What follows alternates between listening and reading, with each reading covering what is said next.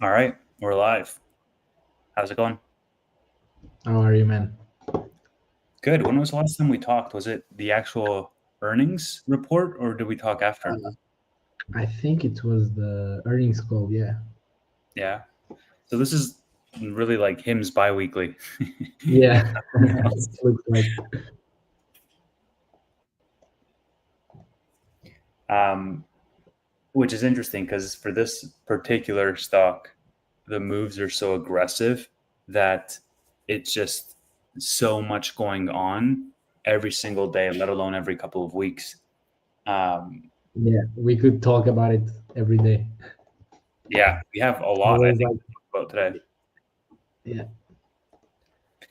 yeah. Stock price is, I think it's down 8% today at 2160. So Yeah. where do we want to start? I know we have a list of topics that we want to get through, and I know people are just sort of rolling in.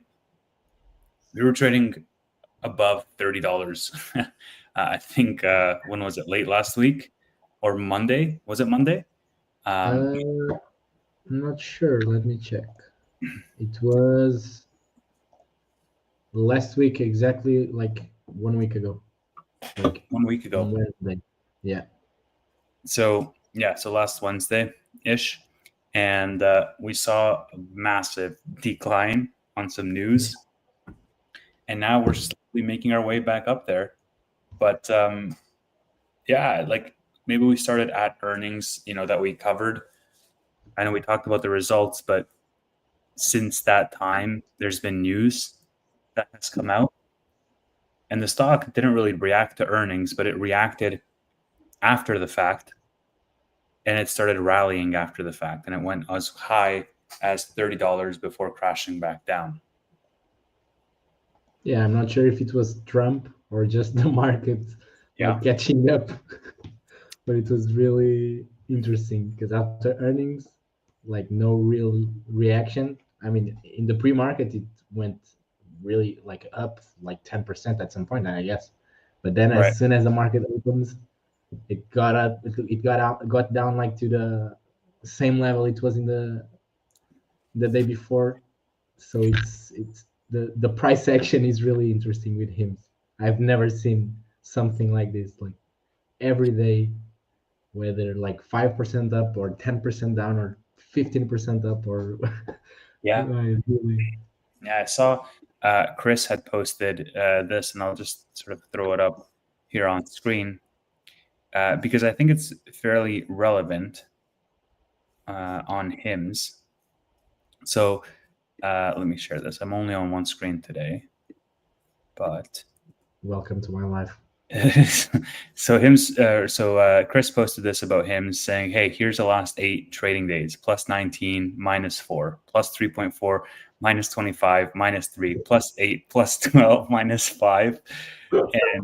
And he said volatile doesn't even really begin to describe the stock. It looks like it's being controlled by a random number generator. Great for selling options. And I responded and I said, hey, look, him's Yeah, option trader's dream. I sold cash secured puts on Friday at $17. I closed them when the stock was up yesterday for 75% profit. And then I sold covered calls yesterday, and it's 50% profit already because it's down today.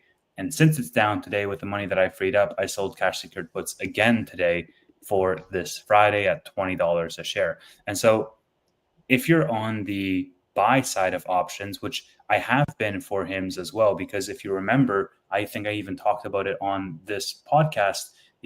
I bought call yeah, you options did. for 2250 going into earnings for November 22nd, so this Friday. Now I sold those call options at a double, but when it was at 30, when this thing was at $30, those options were 700% green. And I mean, I didn't expect that Amazon was going to come out and drop the stock by 25%, but I sold them essentially yesterday when we rallied at 2350. And so I got some good premium there. But even on the sell side, I think it's really interesting as well because it really does seem and I saw Dave posting about this on Hims, it really does seem like there is this tug of war going on between the shorts and the longs because the short interest is so high. And because this is such a small market cap company, it seems very easily, pulled in either direction. And it's very, very news sensitive as a company. So an article comes out, and we're going to talk about Thursday because I'm really interested to hear your thoughts. But essentially, positive or negative, this thing will be down double digits on any news piece. Yeah, it's crazy. And when it's something good, or for instance, when the thing about tirzepatide going on shortage and then coming back, like when Yeah. it came back, it didn't even like increase by that much the stock price. So it's more sensitive to the like the red days than like sometimes it's green 10% like without anything happening. Like I think it's really like someone needs to study this this price action, because it's really probably shorts versus bulls. Like I Yeah. can't really have a different opinion, because it's really what it seems to be happening here. Yeah, and I mean, I can speak for myself because I think you've already fully built out your position and you're not looking to add at all. But for myself, I have significantly increased my position since the past earnings because I was buying this, 13, 14, 15, 16, but I've actually started buying in much heavier chunks. I bought it at 23, I bought it at 20, I bought it at 19, and not only that, but I also bought long calls. So I bought 2027 calls and 2026 calls when it was in the 19-20 range, especially when it fell on Friday. And so At what strike price the calls? I can check for you. Because today I was thinking about it. Like I'm not really an options guy. My brokerage doesn't even allow options. But I was thinking like a long call would be great for this stock probably. Like, and I thought about 2027, as you said. Like, I don't know. I'm not really sure about how does it works related to like if it compensates to buy like $40 calls or 35, or I mean I really don't understand that deeply to know that. But I was wondering today like if it could be a good opportunity, because I see like, and I talked about it here like 2 episodes ago or something, that I said to a friend like you should buy long calls on Rocket Lab when it was like at $5, and then it's skyrocketed to 15 or 20, and I was like, I need to check. Like I need to have like an account in a different brokerage to at least like try to see how it works and give it a try. Like, Yeah. So I have 3 strike prices. I have January 2025 for $23. I have January 2026 for $25. And then I have January 2027 $30 calls. And the heaviest position that I have is in the 2027s for $30. yeah, makes So sense. just basically, spreading out my bets. And then if this thing runs aggressively, then I'm just going to start selling the 2025s first, and then so on and so forth. And then the 2026s and 2027s, I might even leave some of those to, buy the shares if this thing does run in a big way. But essentially, I'm also selling covered calls on him. So, for example, I have the 20 because the premiums are insane. So, in addition to the cash secured puts, which like I got 50 cents in premium for the $17 strike price on Monday when this thing was down at like 19.50.20, and that was insane premium. Closed those out for 10 cents, and then I got 63 cents. I think I opened it for 3 days until expiration, so Wednesday, Thursday, Friday, for the $20 strike price cash secured put. So just as the premiums are very lucrative on the short side, they are on the covered call side. I wrote $27 covered calls expiring this Friday, and so collected premium. And so generally what I'll do is I'll just start off if I want to hold a long-term position. If I think this thing is going up, I'll write covered calls on a weekly basis and then take that premium money, and then I'll buy leaps that are far outdated. And even if the shares get called away and I don't have the shares, I have that money in the leaps, and I'll either buy the shares back or go cash secured puts to get paid until the shares start falling, or I'll buy more leaps and have upside on that aspect as well. So that's what I'm doing essentially with a bunch of stocks. I'm doing it with SoFi. I'm doing it with Tesla and TSLL. I'm doing it with Marathon and CleanSpark, and I'm also doing it with HIMS. I think I could never be that active, like transacting so much. I mean, I don't judge you. It's just like I don't know. I feel I don't have like that profile in me. You know, like maybe I would give a chance to long calls, like as I was saying, like 2027 or 2026 calls, because like the $30 price at 2020, like in 2027, to me, it looks like no, I wouldn't call it guaranteed, obviously, but it's really a good call, I would say. But like selling and buying like covered calls and like every day or every week, for me it looks like too much. But I mean, it's clearly paying off. So yeah. I think like it's something new that I've started to do on several positions, because the market, I think, is in a part where we're in an upswing right now, right? There's a lot of cash on the sidelines. They're going to come back in. There's a lot more certainties on the macro. And I think overall, the market is just going more risk on. And a lot of these companies that just haven't had, especially like SoFi, for example, that haven't seen a lift in 2.5, 3 years, is now double where it was trading at. And so as that money floods in, I want to be able to essentially play the sell side, because what you're doing is you're essentially being the casino, right? You're selling time. If HIMS goes to $27 next week, then I collect that premium and I collect those capital gains from 20 to 27 in a week. And so that's like a tremendous return in a week. And then I can do the other side, right? Cash secured puts, and I can get paid to essentially wait in the stock. And so that cash flow it's good, but it's more important when then you're buying the leaps, because you're essentially buying a longer time frame for you to be right. Again, it's not the full position of HIMS that I'm doing it with. It's not the full position of any stock that I'm doing it with. I usually cap it at half of my position to do this kind of stuff with. But it's also, you get percentage points in terms of returns, right? Because if I get $2,000 or $3,000 or $4,000 a week on cash secured puts on like 60 or 70 grand worth of capital, then I'm getting a couple of percentage points per week in terms of return. That's locked in gains only for agreeing to sell at a certain price where I'm in the green, right? Or if I'm not, then I'm doing cash secured puts to agree to buy more and average down at whatever price I want, and I'm getting paid to do that. So it's kind of cool. I don't know. Yeah. How much is HIMS in your portfolio right now? It's about 6% now. 6 or 7%. What points are you going to stop?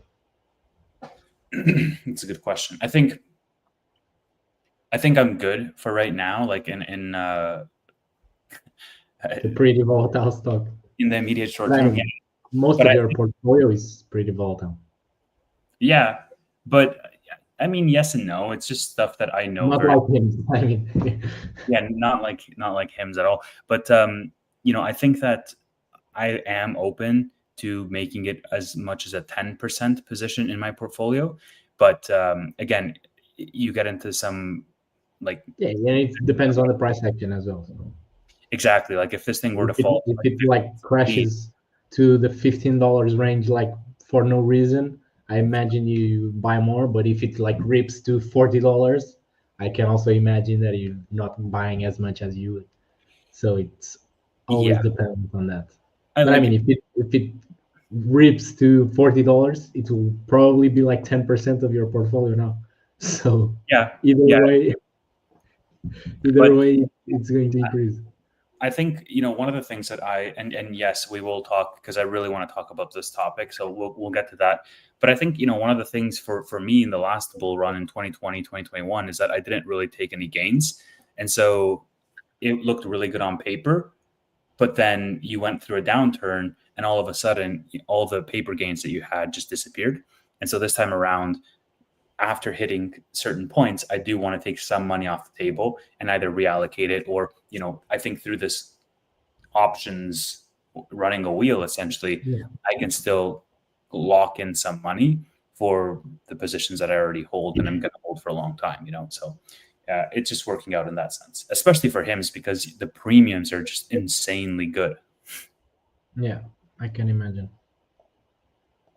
Okay, So so what do you want to talk first? I think the main topics for us to chat about now that more people have rolled in is Amazon, and then is this Thursday decision because it's Wednesday towards the end of the trading day, and this thing Teams can is move. probably down because the market is anticipating some bad news, I would say.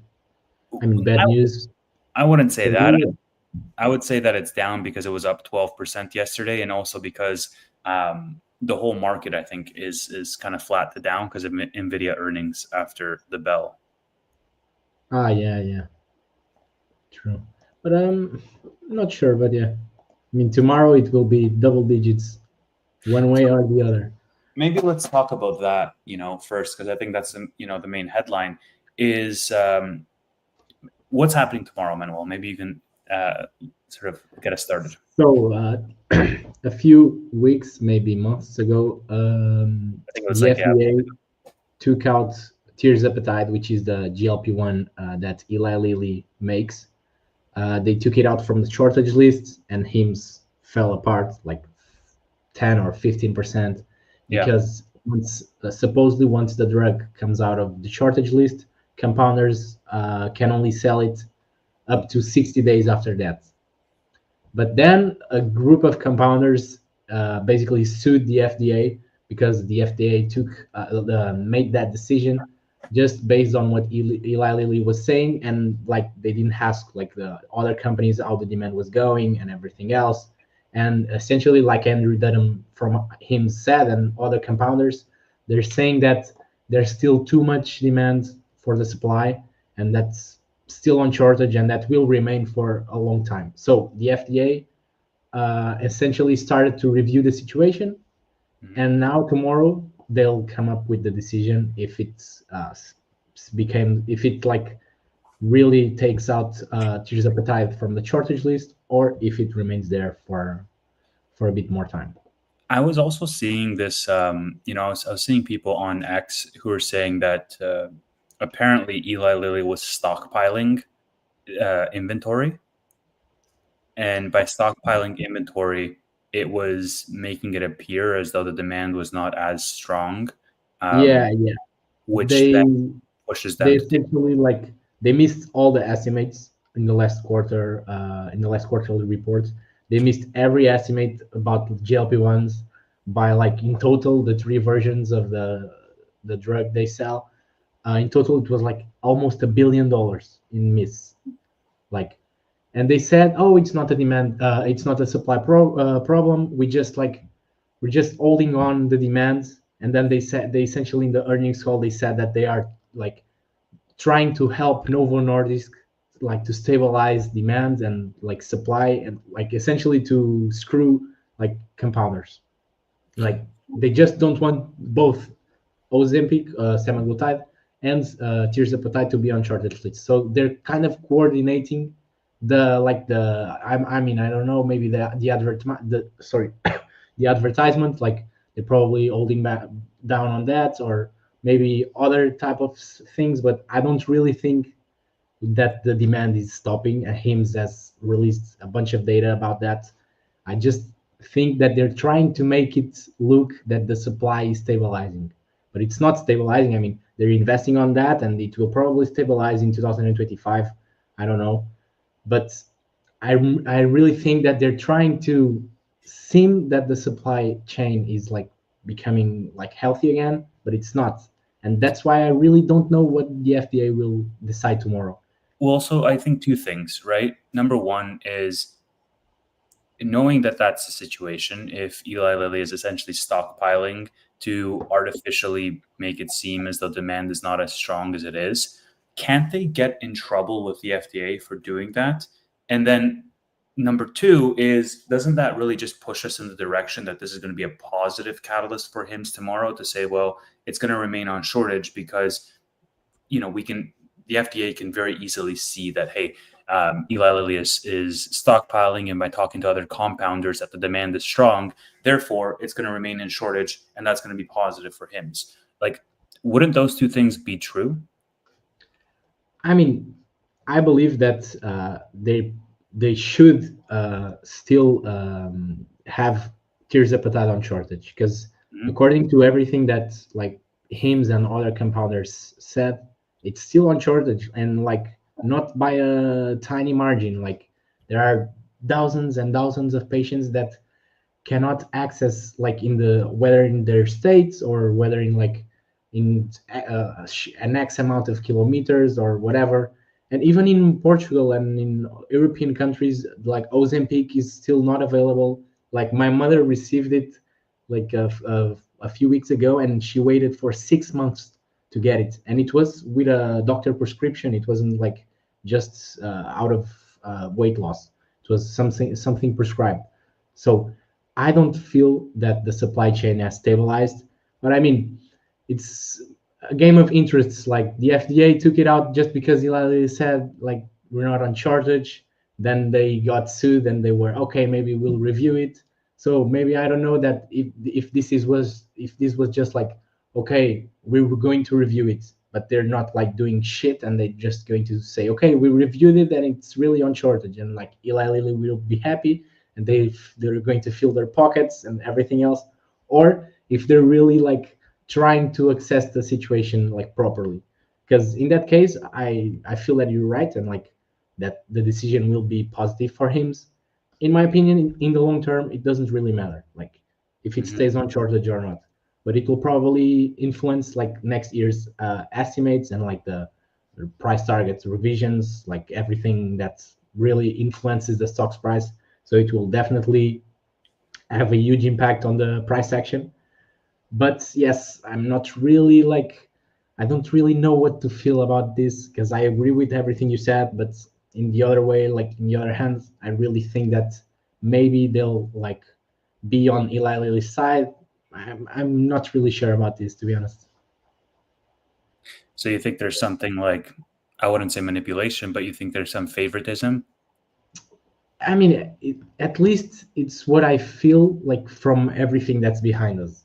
Like I understand that just by saying that they're going to review the situation after they got sued by the compounders is already a good sign, but Yeah. still, it could be just like giving them because in the meantime they can say, yeah, it wasn't on shortage on that time, but now after 1 or 2 months, the supply like and after the earnings call, like the Eli Lilly's earnings call, like Yeah. it looks like now it's stabilizing, but I mean, and a lot of people and like TD Cohen published a note today. I'm not sure if you saw it. I posted it saying that if there's a peptide comes out of shortage, semaglutide, sorry, will probably like come out soon.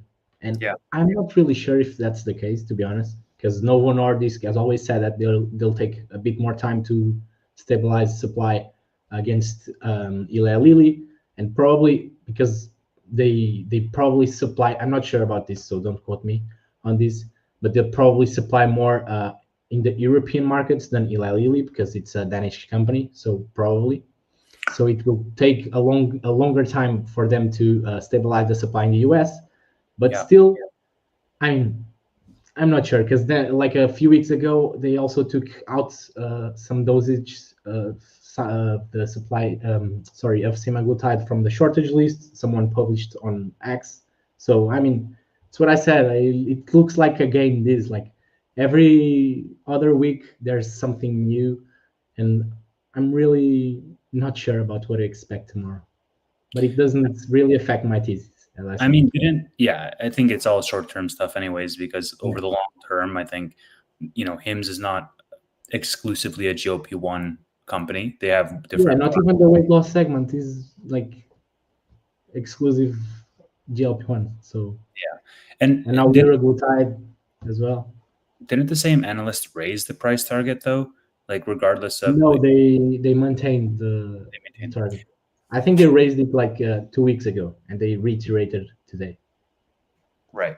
Which is interesting how quickly these analysts like go up. Yeah, like the Bank of America. Well, that Bank of America guy, like, did you see what people were posting? Like, he wasn't No, that but that's not true. It's not that analyst. Like the analyst, enough. the name of the analyst was wrong in the note. Because if you see the earnings call and like the list of participants, the name of the analyst is a different one.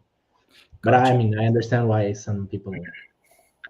Yeah. So, what is your gut is saying that it's gonna remain out of shortage? I mean, my gut says it will uh, remain on shortage, but I mean, Shortage, my which is bullish. remain on shortage, bullish, yeah.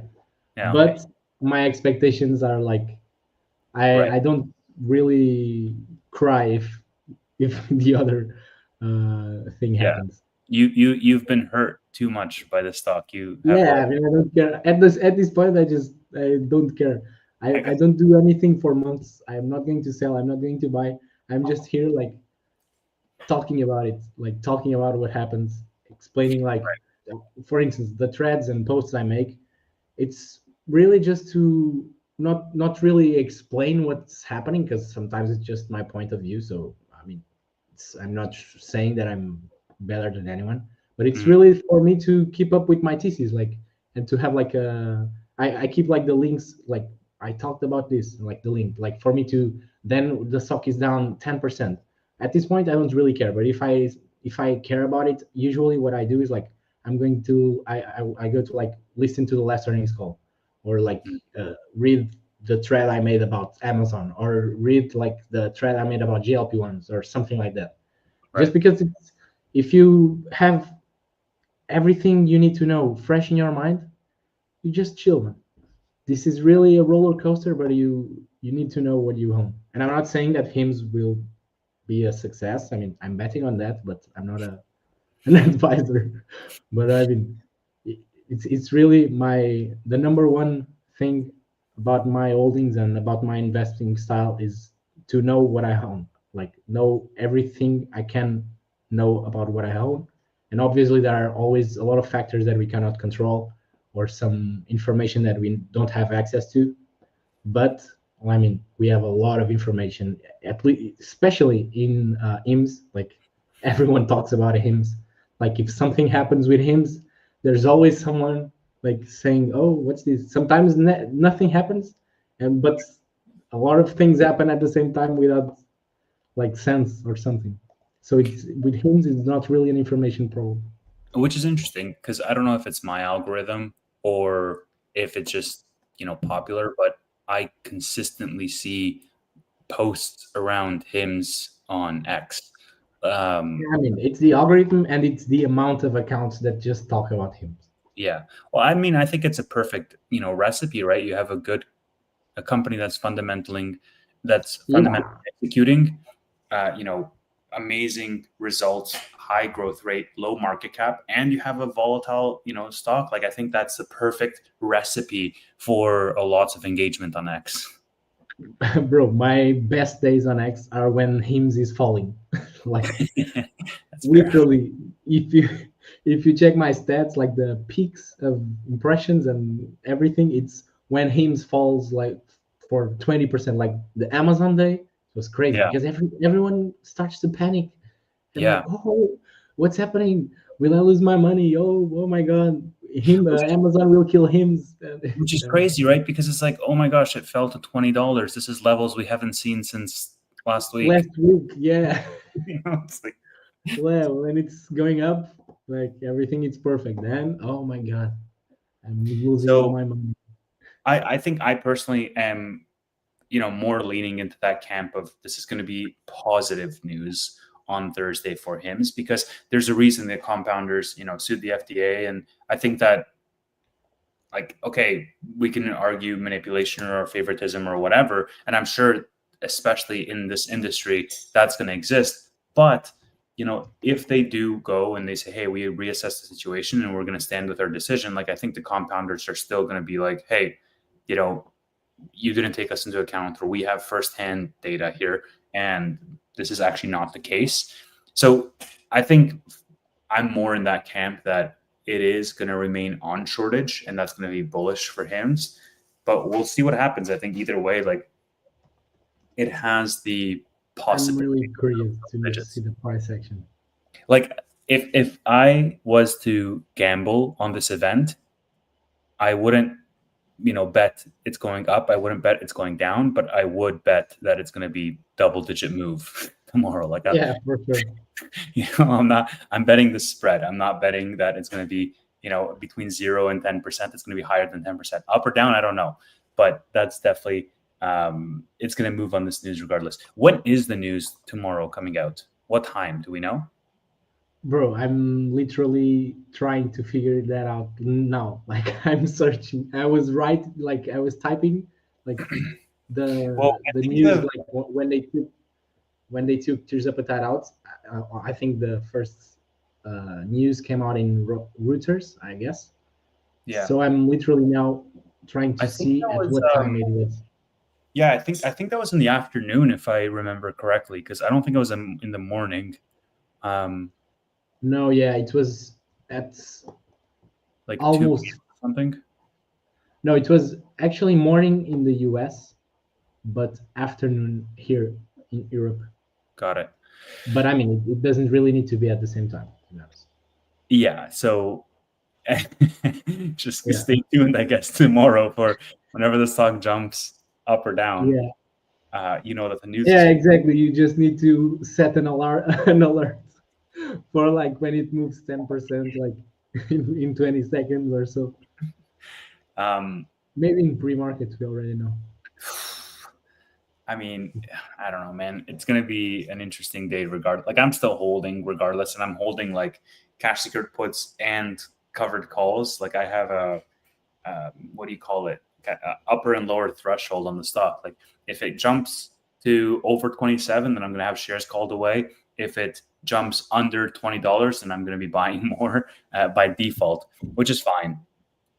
And I think it's also important because you got to keep in mind that management is buying everything up under like $16-17 range. They're going to be buyers because they already have the buyback program approved, and they're And essentially the buyback program is like the free cash flow of last quarter almost covers the entire buyback program. So I yeah, understand that some people say that they should keep that money to invest for growth, and totally understand that. But I mean, they're heavily investing in marketing and in everything, and the cash pile is still increasing. So yeah, I understand that they want to fight the shorts, and I mean the stock is cheap. I mean, when they buy shares like at these prices, I think it's actually cheaper now than it was when it was in the single digits. Like, because well, yeah, then like when it was in the single digits, we were not free cash flow positive, we were not net income positive. The exactly, EBITDA margin was very low. Like, and the expectations were not as like not really close to what they are today. Like exactly. we didn't have the personalization, so it was much more easy to replicate the model. So I really think that as the company grows and as the market starts to realize that, yes, maybe it's not that hard to replicate HIMS, but it's not something that you do overnight. And it's something that the market will understand, like at least with a few months or even quarters like ahead of that. So I really think that there will be a re-rate. Like the multiples cannot be like this. It's like at 20 times its free cash flow of this year. It's like insane. I mean, And that's why I think I'm just buying hand over fist and building my position without even really caring about if I'm doing it. Like I think my average is now like high teens, like 18, 19, and I'm still, buying at 23, 24, whatever, because we have such confirmation in a very, very strong way from the earnings report, but also from the guidance that they provided for Q4 and what their commentary is with regards to new product launches going into the end of the year and also into 2025.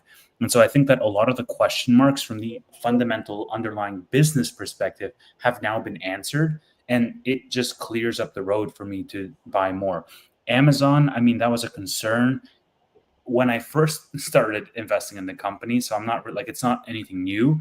the shortages, you know that they're going to come off shortage, whether it's today or whether it's in Q4 or whether it's in Q1 2025. They're going to come off shortage eventually. It's a reality. And so there's nothing really new that we're seeing, regardless of how the stock price reacts. Exactly. And when you bought in, I think in at like $15 or something, maybe you had, I remember you had an average like that. Hmm.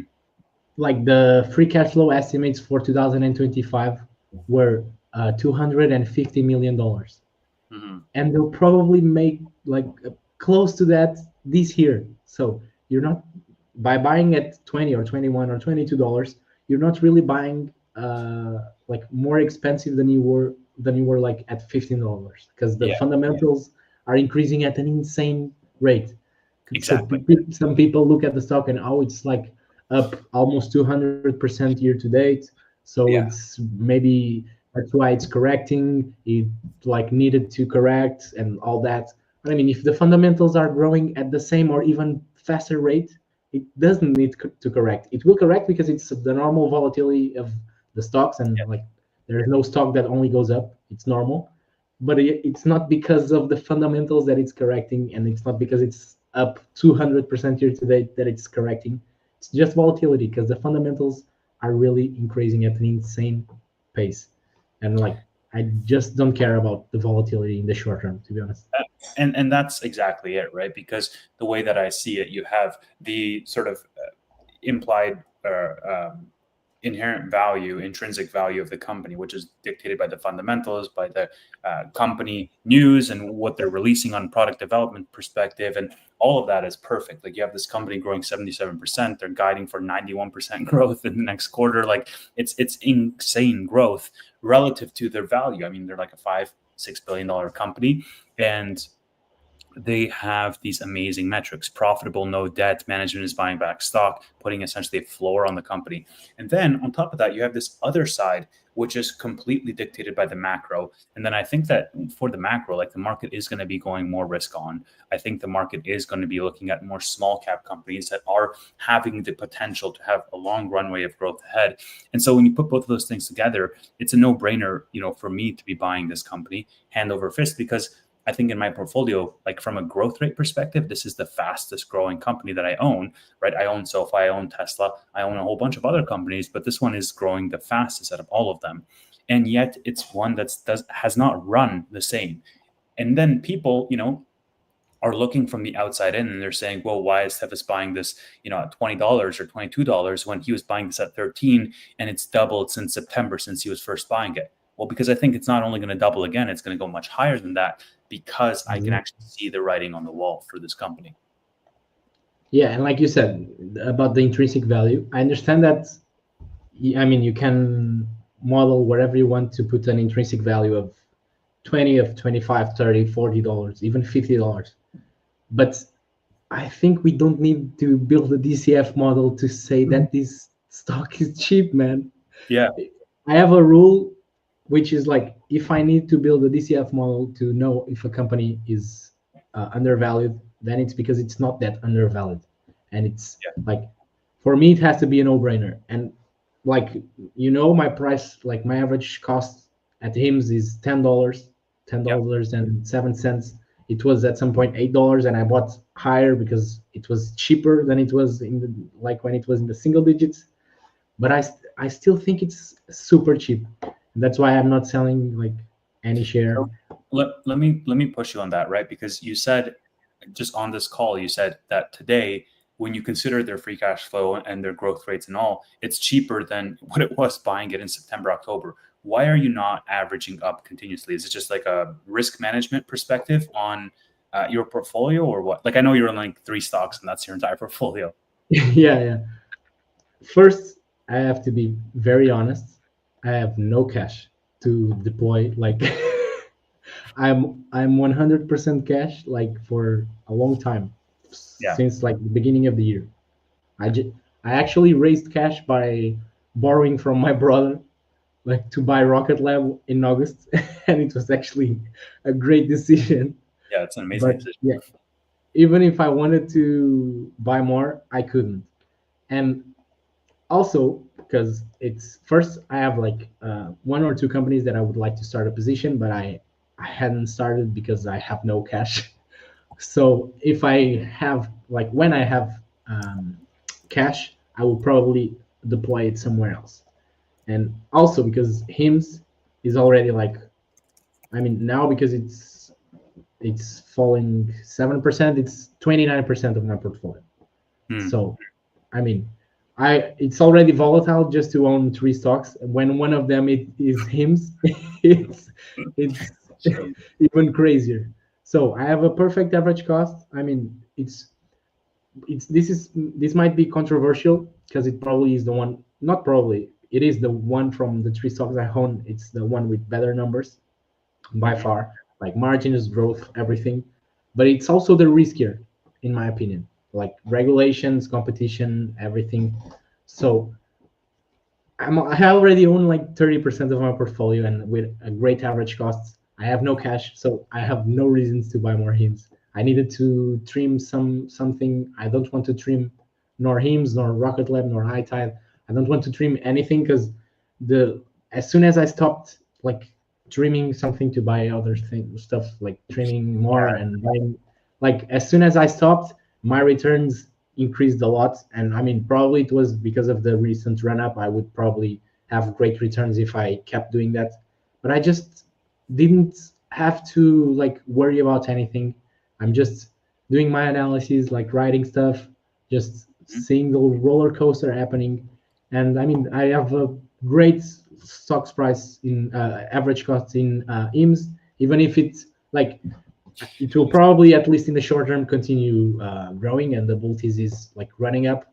But even if for instance in a 1 year or two something happens that changes the thesis, I mean it's I will probably never sell it at a loss because of my average cost. I have a good margin, so that's why I'm not buying more. But I So, still love the company and I'm very bullish as always. okay. So we talked about, our respective positions and buying more and what we're doing with options on HIMS. We talked about the decision tomorrow, what it is, what are the implications, and how we both believe that it's going to be positive news for HIMS. I think the last thing, and I just want to spend the last 15 minutes, chatting about this, is the Amazon news. So this thing dumped HIM's stock like 25%, even more actually, because it dumped another Yeah, 7% the next day.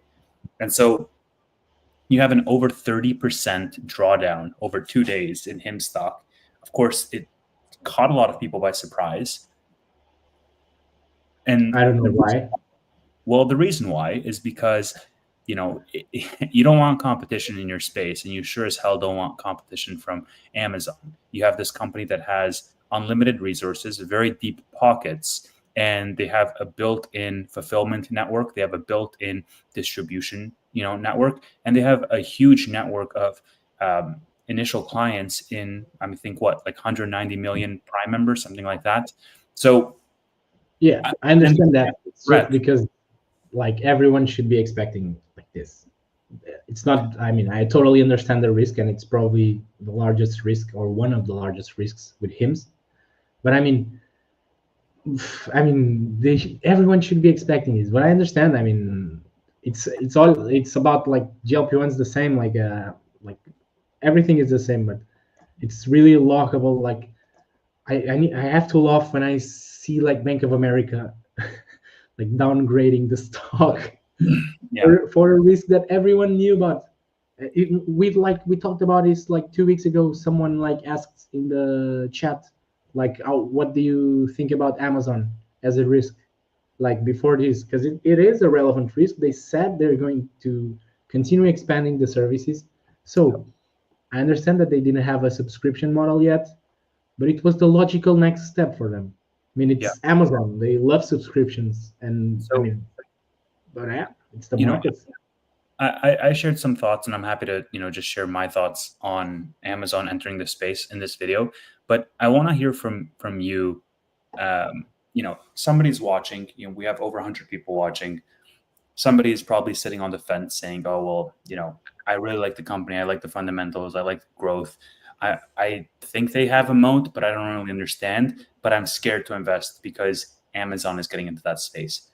How would you really, break that down in terms of, okay, what is the risk relative to, why are you not selling your stock on one side of the spectrum and on the other side of the spectrum? Like, why should somebody buy?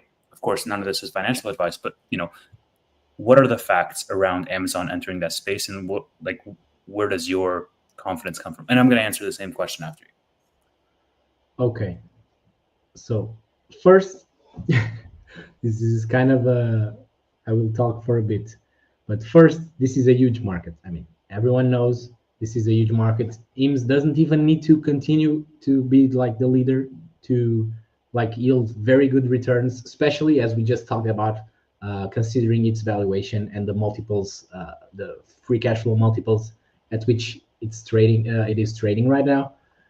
There's like much room for like many players. It's not even just about Amazon and HIMS. There's also Row.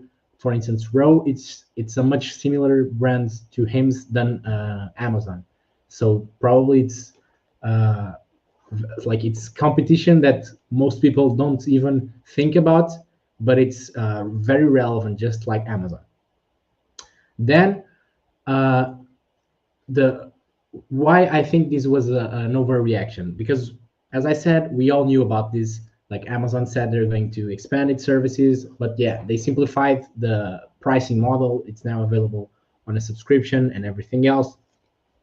But I'm going to skip a few steps, but going straight to the point about HIMS having a moat or Amazon replicating the business model very easily. It's important to know that Amazon is not really replicating HIMS. It's just replicating the way HIMS distributes like the medications and all that. Because what Amazon offers is generics, and HIMS offers it also offers generics, but it offers mainly compounded medications. So generics, we all know what it is, like, and compounded medications. Essentially, the advantages are to like customize the formulation to meet someone needs, like to mitigate the side effects, to change the form factor. For instance, if you don't want to swallow pills, and I know a lot of people that like have troubles swallowing pills, you can have like chewables, you can have gummies, you can have like whatever you want. So essentially, compounded medications and HIMS providing compounded medications is what we call the personalized products. That everyone says that HIMS mode is the personalized solutions versus the other companies that offer generics, and it's more or less that. Then the advantage you talked about the huge distribution network that Amazon has, and like the efficiency and all that. HIMS, I mean, it's true, it's 100% true, but HIMS has also a very, very good and very efficient distribution network. They have an average turnaround time from treatment approval to the prescription fulfillment in less than 24 hours. So you don't need better than that.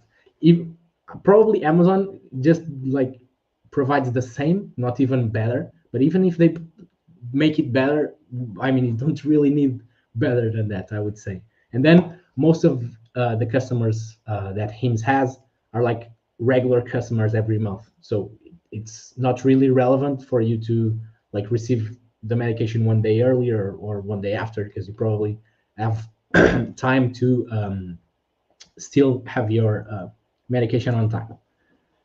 But essentially, the part of the moat, it's true that Amazon can replicate this and start offering personalized subscriptions. They can like buy a compounding pharmacy, whether 503A or 503B, and start doing this. But it's not just about buying or acquiring a compounding pharmacy, because HIMS took years to like reach this step. They had to gather the data from millions of customers. They had to build a very, very a competent and strong medical team. They had to put in place like a lot of safety protocols and everything else. And I mean, as I said, Amazon can really do it, but it's not something that they'll do like overnight or in a month or in a quarter or in 2 quarters, or I would even say in a year. This like because someone said, I think a creator on X said, oh, but they can buy data. It's just data. Amazon can buy data. Yeah, they buy data to like have the ability. Then AI, of course, they can like build a system maybe even better than him. So I really believe that. But then if they rely on third party data about like patients, imagine if the data is not really reliable and they send like a compounded medication to a customer and the customer like dies or has like a huge problem or something like that. With healthcare, they can't really like it's not really a black or white situation. You need to like build a system that like gives assurance to the patients, and that's why HIMSS took a lot of time to do it. I mean, yes, it's not because they had to build the AI system. They might say that just to make it like fancier and all that.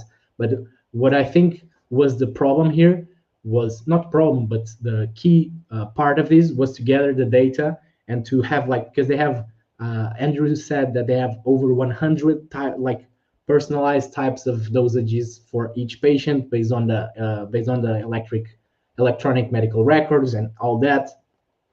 So yes, Amazon can replicate IM's business model, but it's not something that they'll do overnight. And if there are signs of them wanting to do it, we will know for sure.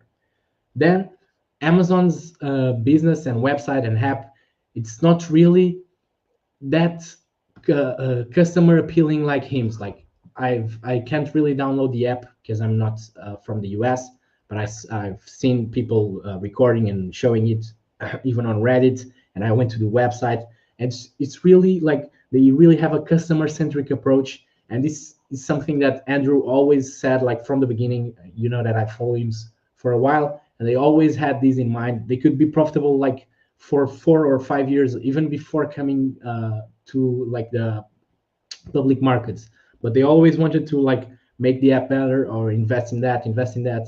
So I think HIMSS doesn't have a huge moat or a moat. Even you can say HIMSS doesn't have a moat, but it has several competitive advantages that makes their business model not that easy to replicate. Yeah, Amazon is probably the company that it's in a better situation and in a better position to replicate it in the long term, and that's why it's a very relevant risk. But it's not something that they can do, even being a $1 trillion company and having unlimited resources. I think if they want to do it, first, I don't really think, or I'm not sure if they want to do it. They might just not want to focus that much on Amazon Pharmacy.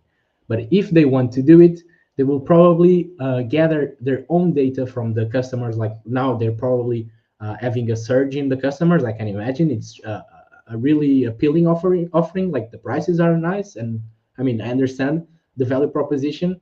And as I said before, like this is a very good option for the customers that are more price sensitive. So like IMS might not lose market share, but have some troubles in acquiring customers like that have a really low average household income. But I think that IM's team and all the competitive advantages that they have built over time make the business model not easy to replicate in the short term. So essentially, that's my.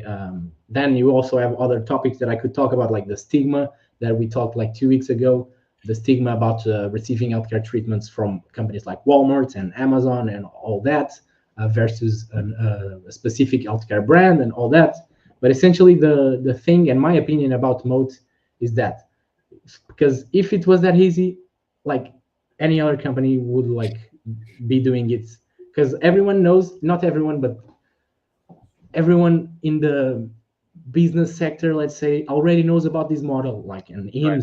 IMS is really doing great, and the numbers are. I mean, everyone that looks at IMS numbers can say that they are incredible. They might be skeptical about its future, but the current numbers are incredible. So it's really not about being easy to replicate. Yeah, I think my answer would be very similar. A lot of the same points. I think that was, very well summarized, very simply put, I do think that Amazon is a real threat, absolutely, because of the things that I listed before, right? They have super deep pockets with regards to their cash pile. They have a deep network of fulfillment centers and distribution centers, and they already have 190 million people on Prime, or like Him's entire user base is like a fraction of a fraction of a fraction of that. And so it is not anything that you can just brush aside. But at the same time, it's not anything that I don't think will kill Hims. If anything, it will eat away at their margins. It'll eat away at their customer acquisition costs. It'll eat away at their revenue over time if Amazon really decides to, again, like Manuel said, fully dedicate themselves to this. But you have to keep in mind a couple of things. Number one is that this space is large enough where Amazon, a $2 trillion company, feels that they can make a profit here. It's not very common for you to find a company of that size to tackle a space where they feel that they can make money. And so if a $2 trillion company like Amazon can make money at this space, you know that a $5 billion company like Hims can definitely make money and be successful in that space at like a fraction, of the market capture that they need. So that's the first point. The second point is that this is just one initiative for Amazon. Amazon is like an octopus, right? They have their tentacles in every industry. And the fact of the matter is that just because Amazon enters your space, it validates that space because it makes it big enough for Amazon to be profitable there. So you're thinking, okay, well, this company that's like, a fraction of Amazon's market cap, of course it's going to be profitable there because it's big enough to be captured. But at the same time, Amazon is not like a death knell to every company out there, because Amazon bought Whole Foods and people still buy groceries of other companies. Amazon launched Fire Stick, and that didn't kill OTT, that didn't kill Roku. Amazon had Amazon Music, right? It didn't kill Spotify. Amazon has Prime, it didn't kill Netflix. All of these companies have learned to coexist with Amazon, even though Amazon is a player in that space. And I think it's going to be the same for, a lot of these companies. Like Eli Lilly is not going to lose market share because Amazon's, in the space now. They're not going to go bankrupt. Neither is Hims. So there will be pressure and there will be competition, but it's not like instantly going to kill Hims or take all of their business, because then you have to, in addition to some of the things that Manuel said in terms of the form factor and the experience and all that, you have to also consider like the personalization aspect of Hims. It's the fastest growing individual segment. It is their value proposition. It is what makes them unique. This is not just a company that spends on sales and marketing and it's just a pretty package on an ordinary product. That personalization aspect, I think, is something that sets them apart from the traditional players. And it's a reason why they're growing so fast, right? That individual segment is now more than half of their total users. It is their fastest growth, like it's 175% year over year growth. And so that segment, I think, is going to be a differentiator for Amazon, for any other existing player in this space. I wouldn't be surprised if more companies try to enter the space, because the space is massive. And I think ultimately it's just going to lead to more people looking at Hims as a real player in that space, because you're saying, wait a minute, if Amazon is here, who is the leader of that space? Well, you have this company that's actually growing the fastest, and so I do think that it's not necessarily like a positive, but it's not like an automatic, death sentence for the company. Yeah, and it actually might accelerate the adoption of like telehealth offerings. It's Right. like when a company like Amazon starts to offer that. I mean, it's, as you said, it's not positive, but it can really like become net positive in the long term. Right. And something that I didn't mention, and that it's also important, is that Amazon is not offering weight loss solutions, which is now the main driver of growth of Hims. It's just a small fraction, so we can't really talk that much about weight loss. Otherwise, they will say, "Oh, I thought Hims was not about weight loss." You say the core business is strong, yeah, and it is strong. So, but the main driver right now, and of this 90% growth, is not is the weight loss. I'm not saying GLP-1s. Note this: it's the weight loss segment, because the oral part is very important, and everything else. But what I mean by this is, first, it's an important segment that it's not an overlap. And second, we should wait for the day that Amazon announces weight loss offerings because Hims will crash by another 20% probably. Right. So, and I mean, this is probably the logical next move. Maybe they don't want to do it because they don't want to enter GLP-1s, and then they don't want to develop an oral solution like Hims, but they will Right. probably do it at some point, and Well, Hims will like crash, like even if it doesn't have any effect, Hims will crash like right after. let me ask you this then, because we do see some advantages that a smaller company like Hims has in that space. Is it potentially, or can it potentially be an acquisition target for a lot of these larger players? Like, why can't Amazon just buy Hims along with their 503B facility, along with their compounded solutions, and just put a nice price tag on that, and that is exactly their um, telehealth solution out of a box? Yeah, so they can try to do it, but Andrew Durham has a special class of shares, like a part of his ownership, if not all. It's Class V shares. So he Yeah. has 89% of voting power. So he decides the future. So, and I mean, in one way, I think that Andrew is like a very passionate CEO. Like he's the founder, and like he's really passionate about Hims, and he wants to make this for several years. That he always said that he wants to make this like a household brand.